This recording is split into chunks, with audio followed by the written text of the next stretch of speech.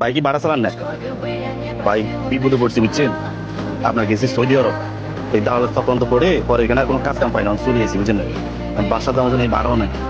বাসা হলো আপনার কাটবো কাটবো স্নেহাবাদ না, আমার কাছে ভাড়া নাই ভাই। ভাড়া নাই, চলো নিয়ে যাই। নিয়ে যাবেন? আচ্ছা আই ভাই আই, আপনি আমার অনেক বড় উপকার করছেন ভাই। শুনেন শুনেন, একটু সাইড করে দাঁড়ান, আমাদের ব্যাগ একটা লাগিয়েছ।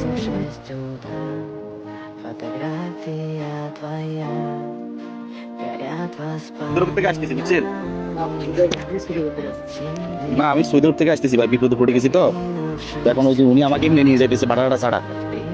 আমার কাছে ছিল না, লাগবে না, আমি যাই খেতে চাইছি কেন? এমনি আমার মধ্যে আপনি আমার চিনেন? অবশ্যই আসলে তো আমি আপনাকে এখান থেকে রেখে আসতাম। আপনি আমার চিনেন? তা আপনি একটা মানুষকে চিনেন না, জানেন না, এই যে এখন বিনা পয়সা নিয়ে যাইতেছেন, আপনি তো টাকা পাইতেন না। টাকাটা পাইলে হয়তো অন্যদিকে আমি পাবো, আমার আরেকজনে ভাড়া বাড়াই দিবে আপনাকে নিলে। এই যে যে এয়ারপোর্ট থেকে আমাদেরকে আনছেন, এয়ারপোর্টের নাম কি? চট্টগ্রাম শাহ আমানত আন্তর্জাতিক বিমানবন্দর। ও, এখানে কি সবসময় ভাড়া মারেন? জি, এই গাড়িটা কি আপনার নাকি ভাড়া চালান? ভাড়া চালাই। তা আপনি নিজে গাড়ি ভাড়া চালান, এরপর আমার এমনি নিয়ে যাইতেছেন। দেখছেন প্রবাসী ভাইয়েরা, বাংলাদেশে এখনো কিন্তু মানবিক লোক আছে। আমি ওনাকে বলছি আমি সৌদি আরব থেকে আসতেছি, এক দালালের চক্রান্ত পড়ে সেখানে গেছি, কোনো কাজ কাম পাই না, চলে আসছি, এখন আমার কাছে ভাড়া নাই, আমার বাসা পর্যন্ত পৌঁছে দেন। উনি এক কথাতে বললে উঠেন, ভাড়া লাগবে না।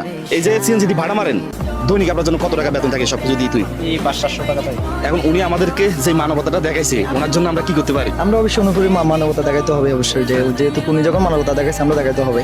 উনি বলছে দিয়ে তুই মানে আবার এসে দৈনিক 600-700 টাকা করে ওনার থাকে, ধরেন 700 টাকা করে হলে ওনার 5 দিনের বেতন কত? 3,500। 3,500। 1 2 3 4 5 নেন। আমি কেন নেবো ভাইয়া? না, এটা আমি আপনাকে খুশি চাইছি, এটা আপনার সততার কারণে, বুঝছেন, যেন মানুষ বিপদে পড়লে এগিয়ে আসে। হ্যাঁ, এত টাকা দিয়ে আমি কি করবো? আপনার কাছে রিয়াদ ভাইয়ের এই ধরনের কাজগুলো ভালো লাগে, অবশ্যই ভিডিওটা একটা শেয়ার করবেন।